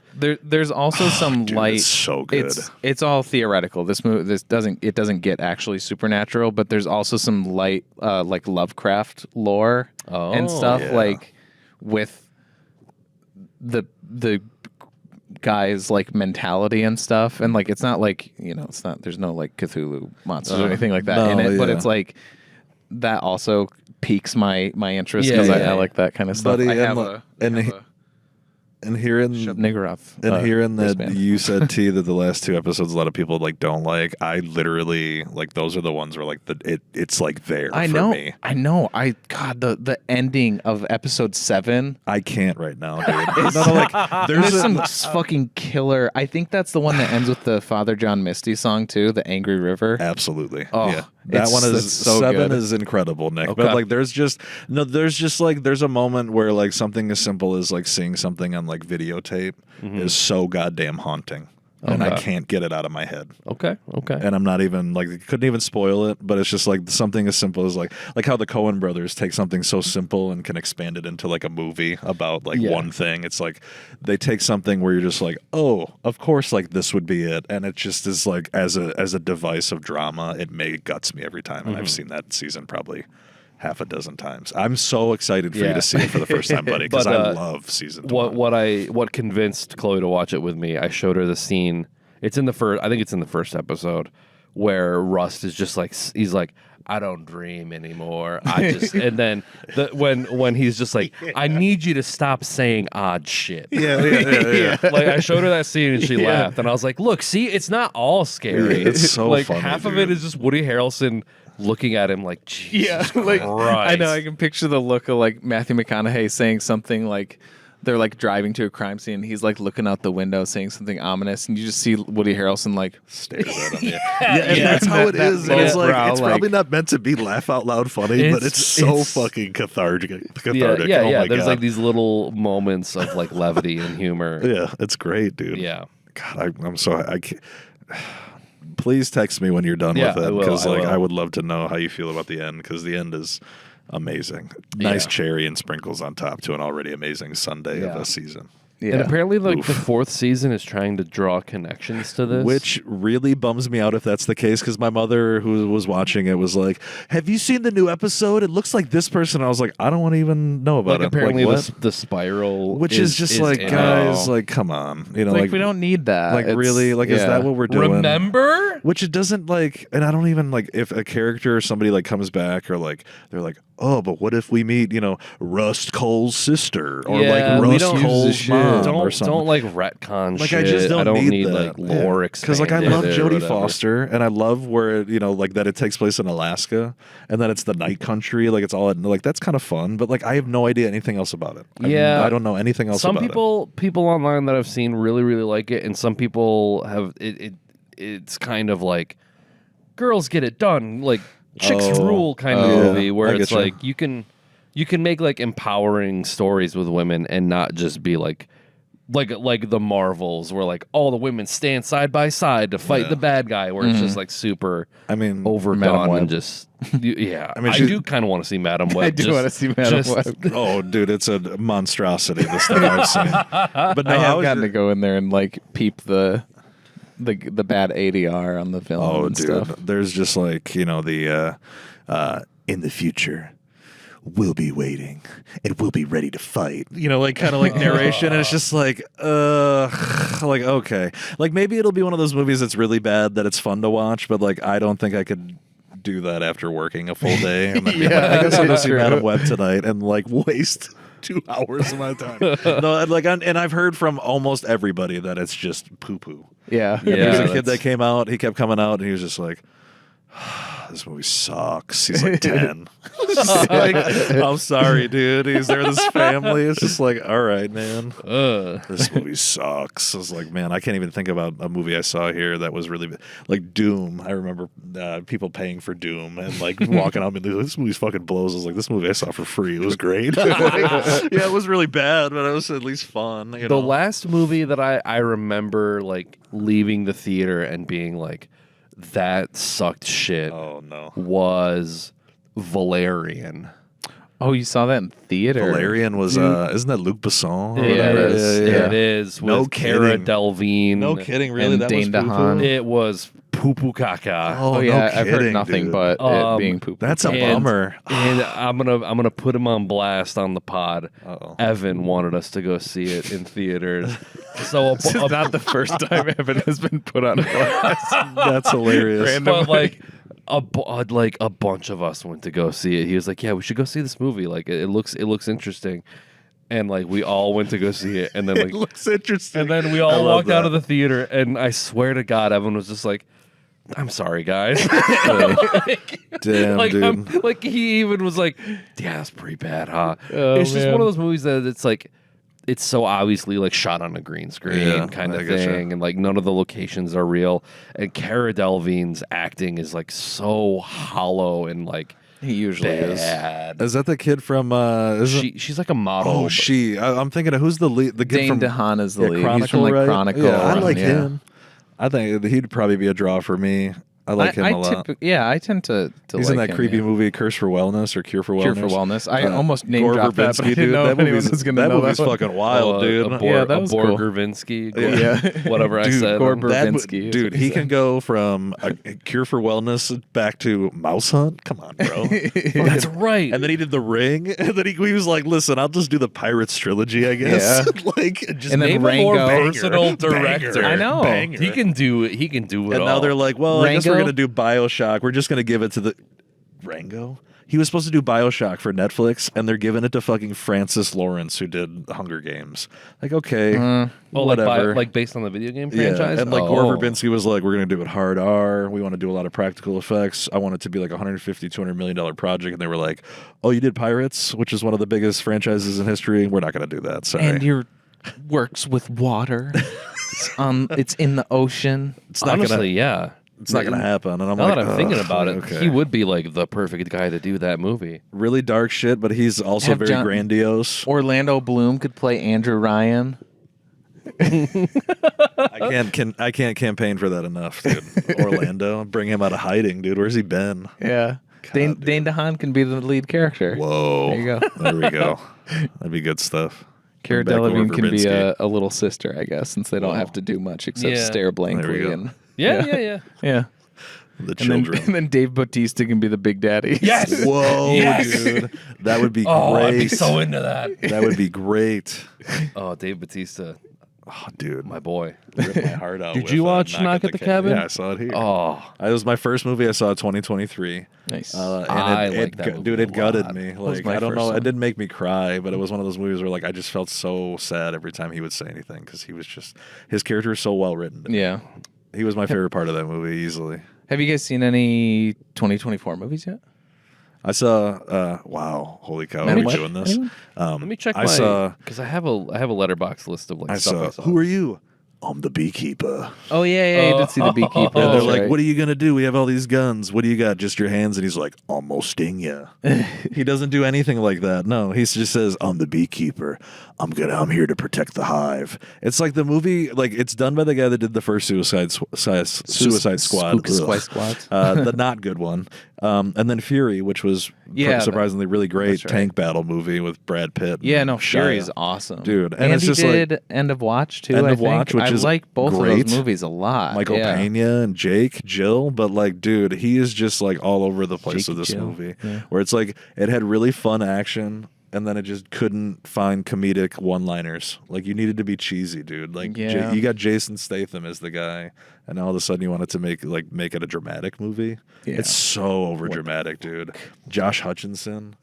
Dude, he's a bad guy. Yeah, right, yeah. And it's like the big reveal of like who he is. I'm telling you right now. Five Nights at Freddy's? No, dude, I loved Five Nights at Freddy's. I thought that was so much fun. It was a fun. I've never seen fun dumb movie. I've never or played any of the games or anything like that. I went into that kind of blind and had a blast. Yeah, and, like I walked out being like, oh my God, Matthew Lillard, and had the biggest smile on my face great. with that. Matthew Lillard and I was thinking that. about the shot the other day with the director's callback to the first Scream when Stu wipes the blood from the knife, or not Stu. Is it Stu that wipes the blood, or is it? Well, it's Ghostface. I mean, I can't think off the top of my head which one of them. I can't remember, but it's when it's Ghostface. But just that reveal it with could the be Stu. I don't know who he ends up in the suit at the end, whatever that suit is called. He wipes the knife. You know, the Golden Freddy. Yeah. There were the Golden Freddy. There were edits that people made on Twitter that were like, it was the scene from Scream where he goes into the garage. And he's like, I'll be back. Oh yeah. And then it cuts to the I always come back. I cannot wait to see where they go with. Yeah, I'll be there for because all of them. I'm telling you, dude, that ending was a lot. I was like, that's a lot of fun. Like, and I had fun for the whole movie, but that last 15 was there's great. so much lore for those goddamn video games, and that's what I have no idea. I didn't finish it, but there's like a 12-hour long video of this dude just explaining every detail. I watched the whole thing and like didn't retain any of it. There's so much fucking bullshit. he's like, listen, I watched all 12 hours, guys. It's not worth your time. Not really. I'm sure you could find a. You're just like, oh, cool, and like that's it. Yeah. Well, also, I mean, I watch a lot of like YouTube when I'm doing chores, so I'm not giving it my fullest attention. Oh, I get you. I would not have watched a 12-hour Five Nights at Freddy's lore video if it wasn't while I was doing other things. I just picture you just so sad sitting on the couch, hour 10. There's just nothing. I just do it in one day. Nothing worthwhile. Like, I could watch. Okay, it's like, all right, babe. Saturday, fine. We'll watch the extended Lord of the Rings movie. That's your day. Sunday, we're watching the Five Nights at Freddy's lore video. We're watching some autistic guy talking about Five Nights at Freddy's for 12 hours. Not just bonus content. We're watching the lore video online, dude. It's 8 to 12, okay? Well, that is one thing that I've heard is that girlfriends and wives love when you show them YouTube videos. Favorite thing in the world. My girlfriend loves it. Every time I bring up a little video on my phone to show her. Yep, that's great. She hates it. Nicely done. I hates it so much. Oh yeah. I pull up my, and she never. It's not like she comments on it. I just kind of preemptively am self-conscious about stuff. Yeah. I just put my Bluetooth headphones in, so like she can't. So like the audio doesn't actually like pour it up like when I'm watching it because I'm like just embarrassed. No, for real. If I'm like washing dishes or making dinner and like I'm also it's easier to hear. Yeah, when you're doing stuff, of course. But like if ever I get home before she does and I'm like doing chores, I'll pop on my Bluetooth speaker and like put a podcast on or something. And like as soon as she gets home, I like turn off the Bluetooth speaker. And she's like, "You can listen to that while I'm home. Like I don't mind." I was like, "No. Yeah. No, this is for me. You don't. I don't want you to think less of me." Exactly. Oh my God. Yeah. I watched Lisa Frankenstein. That's a 2024 movie. Yeah. That's okay. We were gonna see that right. like last Yeah, week. I heard it was fun.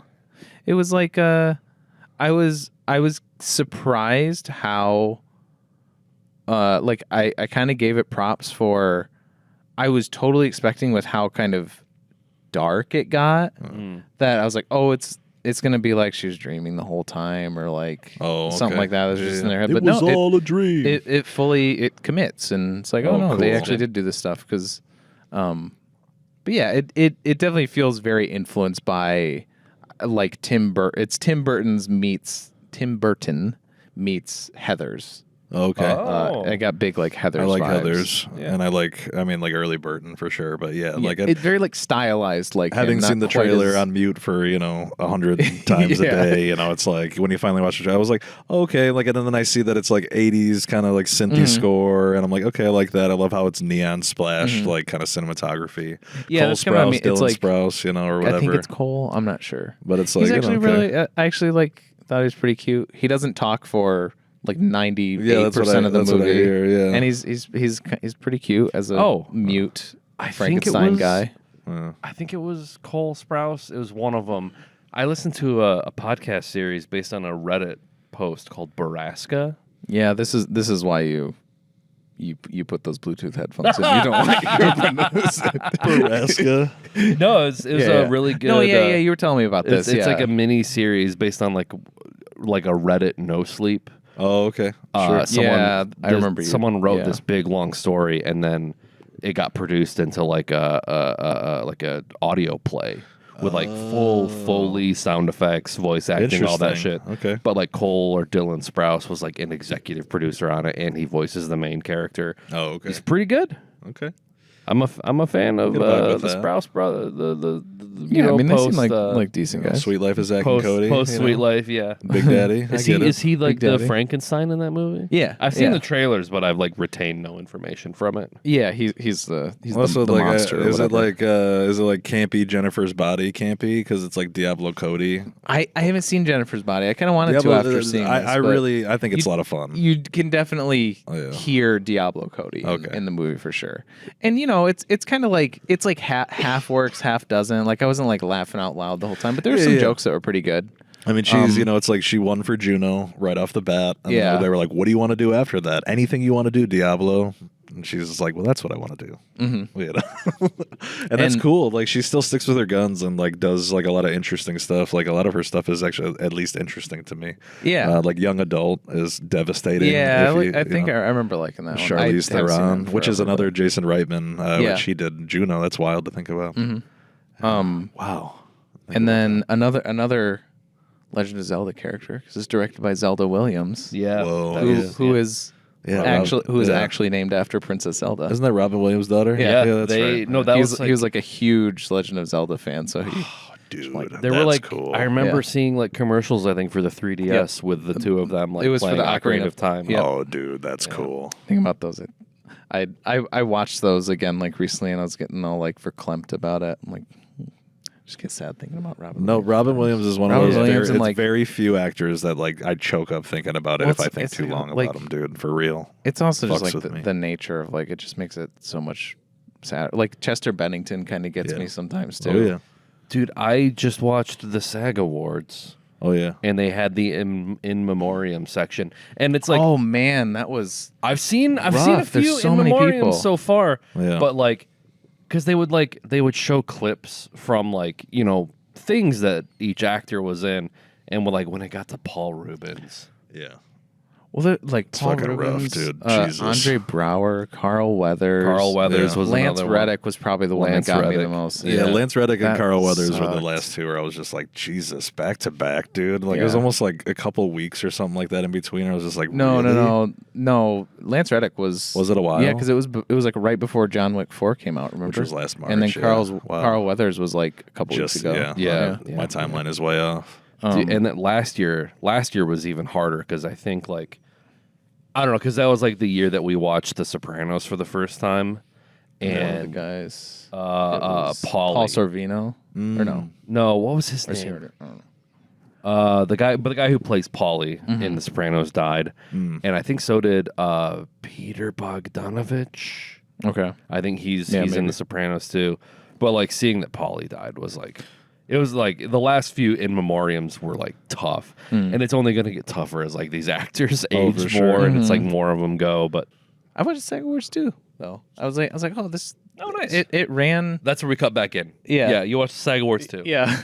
It was very, I thought it just felt so much more, it wasn't as like cringy as the Oscars can be. It was nice. There was like no commercials. It just felt like They could swear too, which was nice. yeah, it just Because it felt was on way more Netflix. like relaxed and like, man, I hope that does well so that maybe in the future, obviously not this year, but like maybe in the future, the Oscars will be like, oh, hey, maybe more people will watch us if we go to streaming. Yeah, so I don't have to just whittle down the list of like 7-day free trials that I can do to get like live TV bullshit. Yes, I got it. Yeah. Wonder Video. Yeah, it was 3.0. really nice. Yeah, the SAG Awards was like streamed live on Netflix, no commercials. That's the model. Do that from now for like Emmys, No host. Tonys.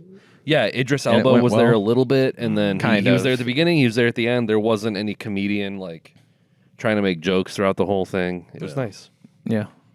Maybe I'll touch on it when the episode or when the season's over. But the only thing I missed talking about, I wanted to segue from True Detective, was what we've been watching is the newest season of Love Is Blind, which is like it's like the ultimate cringe factory. I love it. It's so awkward. Is that just like through the and show where through. like they only talk to each other through like the walls? And, like, Yeah. they never get to see each other. So it's like weird.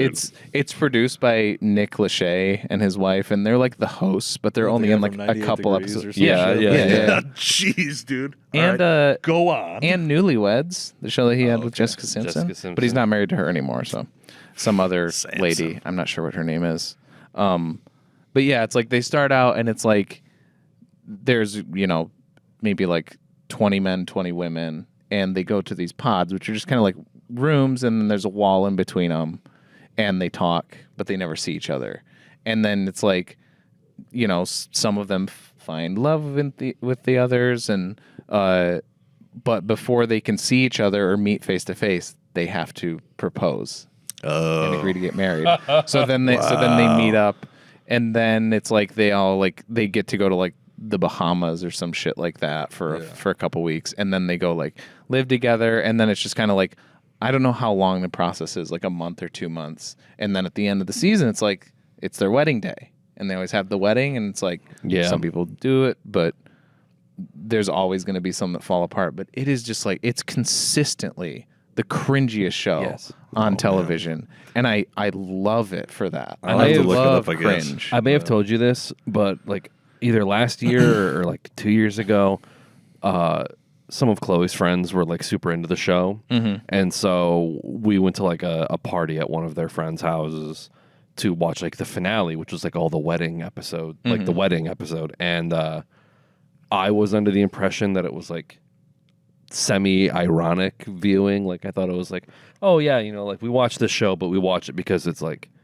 cringy and jokey, and like I was like cracking jokes, and everyone else was like stone-faced, and I was like, Who the fuck is this guy, dude? I was like, oh, like we're watching this. Like they are all invested. Yeah. Like they're doing the shit where it's just like yeah, dude, or no, like I'm stop. so glad that she dumped him. Stop, like bro. taking it like No. at no. face value, and I was like, oh No. god, Can't do that. this is bad. I'm just picturing like the moments. Oh my like, 'cause there's so many gasps. I don't think anyone was like crying or anything. Oh but my it was, god, dude! I've been like, we need to go. Yeah, they were like analyzing the characters Get and the all that coats. shit. It is so we do not view it seriously like that, but I love having a show that we can like yell at because we are like, this is fucking crazy. Like there's just like some of the arguments they have are just so dumb, and just being like, you need to leave her, like that kind of stuff. Like we love that stuff, but no, like the whole time, like I shouldn't say this, but there's the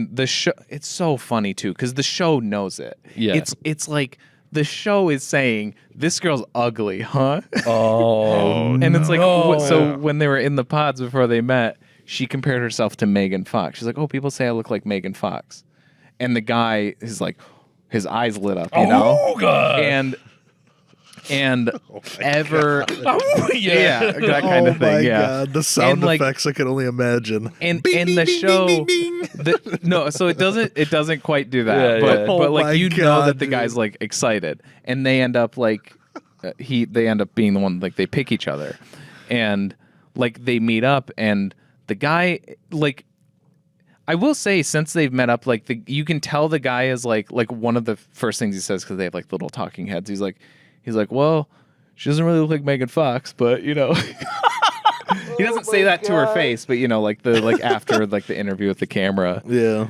but he does say, like, when they meet up, she's like, oh, you know, you not like the tattoos, and he's like, oh yeah, some other things are a little different than I thought.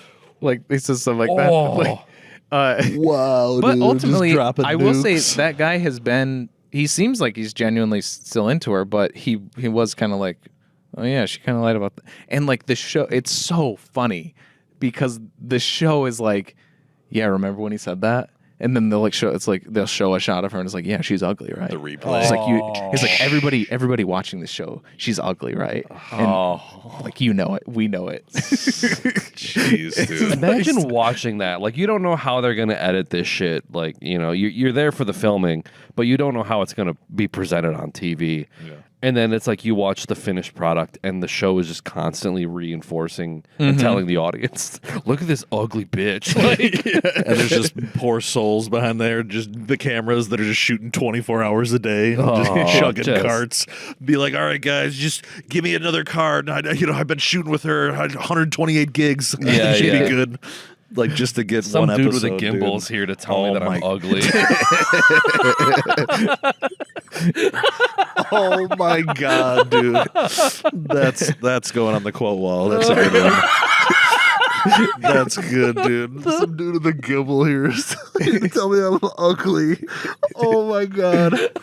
That's funny as shit. Because, you know, there's a lot of those kids where it's just like fresh out of college would be, a buddy of mine would be like, oh man, I've been working on, you know, keeping up with the Kardashians. All I'm doing is just offloading mags all day. Credit's a credit, Yeah, man. it's just Take like, it where oh you can my get God. it. But then it's just like, that's all you're sitting there watching. I'm like, dude, I couldn't even watch raw audio or video of that. Can't even imagine. That'd be crazy. All right, what are we watching? So it's Love is Yeah, Blind. yeah. All right. yeah, I was trying. I was like, cool. What else? No, it's overall, it's an awesome show. The last 3 episodes are getting dropped on Wednesday. I think that's how they do them. They do them in like bulk. So Okay. we'll get to see who marries ties the knot. Yeah. Who doesn't? No. So all right. Next week's movie chosen by Google's random number generator, since they don't have the card on me. This is fun. This will be a little kind of. This has just kind of been like like a curiosity watch that I wanted to see for a while. From 1996, directed by Richard Stanley / John Frankenheimer. We're gonna watch The Island of Dr. Moreau. I love Island Dr. Moreau. Nice. God, I'm Jealous, guys. Is this Marlon Brando? Yeah, Oh, and yeah. Val Kilmer. And like, And it's like a disaster set. like Marlon. This is like The Fat reason there's- Brando, and he's like, There's a great documentary about it. Yeah.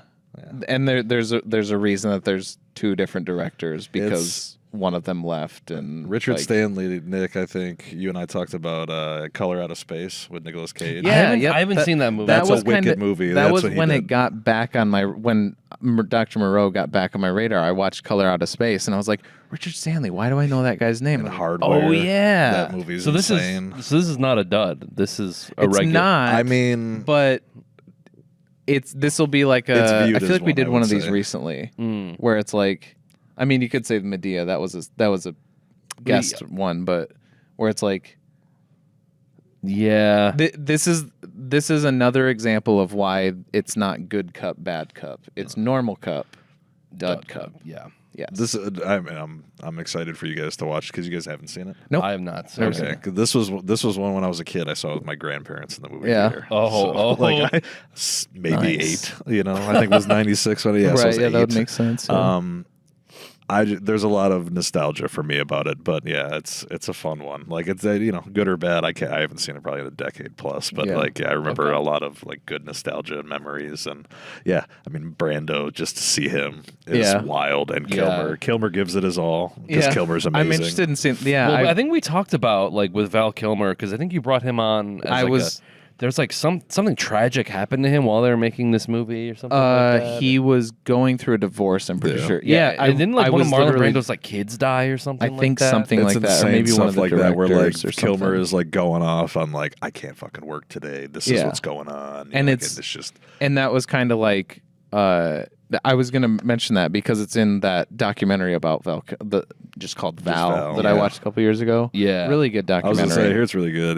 Yeah, It's really good, and it's all like his own video that he's cool, like he was just like he's one of those Val Kilmer, just one of those people who just was filming all the time, like Ledger, I guess, like Heath Ledger too. Like he did a lot of that too, which is cool. And so there's stuff from the set, and it looks really interesting, and it was kind of like framed as like. His freakouts were like, A-list celebrities being a diva or whatever, but it's like, no, he's like they were all going through really personal shit, and it was a really terrible set to work on. And it's hot because they're shooting on location. Yeah, and there's all the people in like the super heavy prosthetics and everything. The prosthetic work is nuts. Like that's one of the fun parts. I feel like when you guys will see that stuff. But I'm pretty sure I might be wrong, but I'm pretty sure Kilmer did this after Forever. Forever. I think it because Batman Forever was 95, so I think it was like big artistic swing was like, all right, I'm gonna go do this movie after being a fucking Cape Crusader, and I'm not doing Batman and Robin, so I'm gonna do this movie. But no, I'm excited for you guys. I can't wait to see what you guys think of this one because it's a fun choice. Yeah, definitely not a dud, at least to me, but it might be to you guys. You guys might be like, oh, dude, but it's like it's going to be interesting at least. It falls into that like notorious category. Yeah, that I think a lot of duds kind of and mid '90s too, because that was like a big summer blockbuster season. I want to say '96, where it was like it came out in the summer as like a big summer movie, and it's like it's not a big movie really. Yeah, it's just a weird one. Yeah. All right. Yeah, that's everything. I guess. If you don't want to be spoiled for the Island of Dr. Moreau, watch it before next week's episode. These episodes come out every Wednesday on YouTube and Twitch in video form, as well as Spotify, Apple Podcasts, and more in audio form. We also have social pages on Facebook, Instagram, Twitter, and TikTok.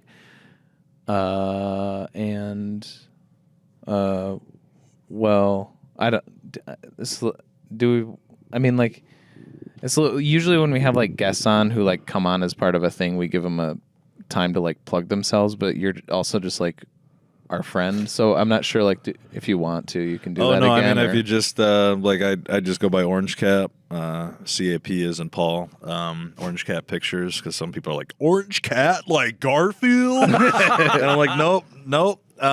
So that just kind of becomes a thing. But yeah, at orange_cap on Instagram, TikTok, and Twitter. But yeah, that's we'll post a link to the Vimeo page. Yeah, Vimeo would be huge. Yeah. Movies, a lot of stuff like that, which, as you guys know, you guys are in them, some of them. So it's like just looking for an outlet at this point. Yeah. But yeah, appreciate you guys having me on. Yeah. This was a lot of fun, and anytime in the future, if we can, ever book the Overlook 4 again. Yeah. We can try, because this is definitely a good time. I enjoyed it, so appreciate it, fellas. Yeah. Sweet. Island of Dr. Moreau. Yeah, hell yeah. It's a good one, dude. And with all that said, I gotta go with I'm your Dark Lord, your Demon King. Yeah, I see. The Ganon. The Ganon. TJ, and with me as always. As always, I am not a phony, unlike everyone else, because I'm Holden Caulfield. Whoa. Nice. That was good. And with me, as always. With me is, let's see, I am, forget about it, forget about it, Gannon. It's just Sparrow Creek. Nice. I was trying to think of. I was like, no, it's not. No, it's Noah saying it to him. Yeah. But I'm Andy, and yeah, thanks for having me, guys. This was fun. Hell of a week. And we'll see you at the movies. Movies.